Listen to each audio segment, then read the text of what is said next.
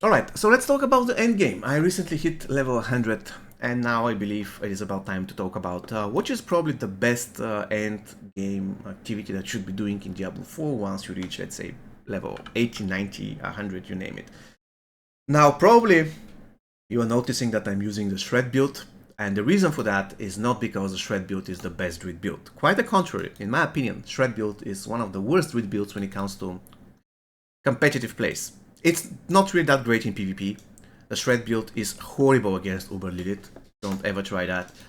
I really want to see somebody killing Uber Lilith using the Shred build. That's going to be fun. And the Shred build is pretty bad if you want to push Nightmare Dungeons. Now the thing is though, this thing doesn't matter because pushing Nightmare Dungeons doesn't give you anything. Killing Uber Lilith doesn't give you anything in terms of in-game content. It doesn't give you best gear, it doesn't give you anything of value. And doing PvP, again, doesn't give you anything of value. I got this horse, by the way, which is pretty cool by doing PvP. And I wasn't really excelling there. I was just, okay, average. Like kill by kill, stuff like this. I will get killed once, I'm going to kill the other guy once, stuff like this. So I was never excelling in PvP. Still, I managed to get the horse that I required, that I needed. More or less, I don't need anything else in PvP zone. Why should I do that? It's not even fun. Quite frankly, this mode is not even fun.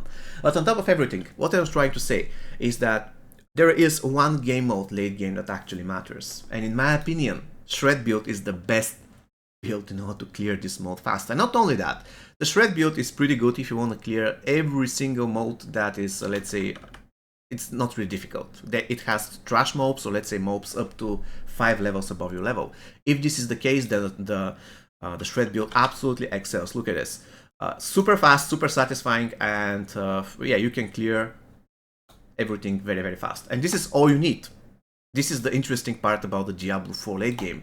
This is all you need. You don't have to push yourself, you don't have to do difficult content. You need to make sure that you are farming easy content fast.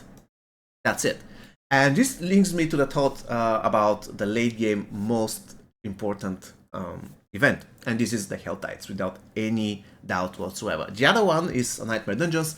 However, if you have already maxed the glyphs that you're using, the Nightmare Dungeons are not really that important anymore. However, the Hell Tide is always important. And this is not only the case because it drops Forgotten Souls. No, there are other reasons why I consider this event to be really good. First thing first, you are fighting monsters always above your level. As you can see, I'm fighting 102. Even though at this point I'm not going to get any experience, but if you're level 80, level 85, level 90, you're going to get more experience than usual, which is cool, right? So this is one thing that everybody requires all the way to level 100. Another thing that everybody requires, we already established, is the Forgotten Souls, right? Also the Fiend Roses. You're going to get those by doing Hail Tides only. Another thing that you require, and many people underestimate it, but that's extremely useful for endgame, is not the red dust, it is the oboes. And you're going to say, why the oboes? Because by that time, if you reach level 8, level 90, 100, you name it, probably there's a big probability that you will have every single legendary aspect that you require. So, in a way, all these drops of legendary items will be not really that useful for you, let's go it that way. That is correct. However, there is another aspect that you're probably missing. And this is the thing that it doesn't matter how many legendary aspects you get, there will be a point where you will start trying to get the best accessories, the best offhand, the best weapons, stuff like this. So currently, for instance, let's take a look at my amulet. Just let me sell everything else first. I'm going to sell this. Alright, so let's take a look at my amulet. Look at this. It's not the perfect amulet. It has one thing that I really require, the cooldown reduction, also 3 ranks of the defensive skills. It's just okay, and 3 ranks of the wild impulses is something that additionally boosts my damage. However, this amulet is by far not the best amulet that I require. I have many other amulets that give similar stuff, but none of them is perfect. And look at my offhand. My offhand is close to perfect. The only thing that isn't perfect is the item power. Everything else is great. I have cooldown reduction that I need. I have a lucky hit chance that I need, I have damage reduction from enemies that are poisoned that I require, almost max roll, and I have critical strike chance that I require max roll. So these are the things that I really need. And now my end game looks like this. I want to achieve the same for my amulet and my rings. I have close to perfect armor, again the item power is low, but it's just okay. I have decent gloves, they can be better, but just for now they're okay.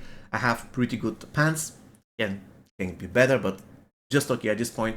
And my boots are relatively okay. So what you try to do late game is to get the best piece of equipment. Of course, it's going to be a really slow process, but by getting a lot of obols, that's going to help you a lot. For instance, let's say that I want to get the best amulet that fits my druid. It should have ranks of the envenomment passive, then it should have cooldown reduction, it should have damage reduction, stuff like this. So let's see. I will go here and I will spend everything on the amulet. There we go. And hoping to get something really good. So far we got 4, 5, 6.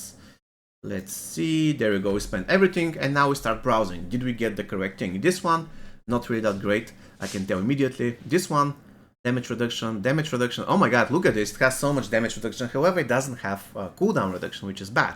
However, I might try to reroll the spirit cost reduction and see whether I'm going to get cooldown reduction. If this is the case, then this is going to be an amulet that I might use if I want to push late game content. For instance, let's see here.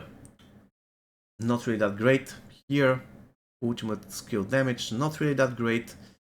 Here, willpower, not really that great. Unfortunately, I wasn't really that lucky. But you see where I'm going, right? You can use that in order to amplify your chances to get the best piece of equipment, and you can do that one by one. First, you're searching for the best amulet, then you're searching for the best rings. And if you put everything together, it really turns out that the Hell Tides are the best endgame content for more or less all levels, above 70 or 80. For one thing, it gives good experience, then you can find good gear, then you can find these particular materials, which you can find only there, the Forgotten Souls, pretty important. So if I have to summarize the video, doing Hell Tides is probably the only late game event that matters, apart with Nightmare Dungeons, only to farm the experience of your glyphs. So doing the Hell Tide will make sure that for one thing you're going to get experience, which is important. Also you're going to get Forgotten Souls, one of the most important currencies in the game, if not the most important. And on top of everything else that I already mentioned, doing Hell Tides will help you drastically to get the perfect gear that you want to use for your specific build. So more or less this I wanted to share with you. I hope you found this video useful. Please let me know in the comments whether you agree, whether you disagree. See you next time. If you like the content, don't forget to like, to subscribe, and take care, guys.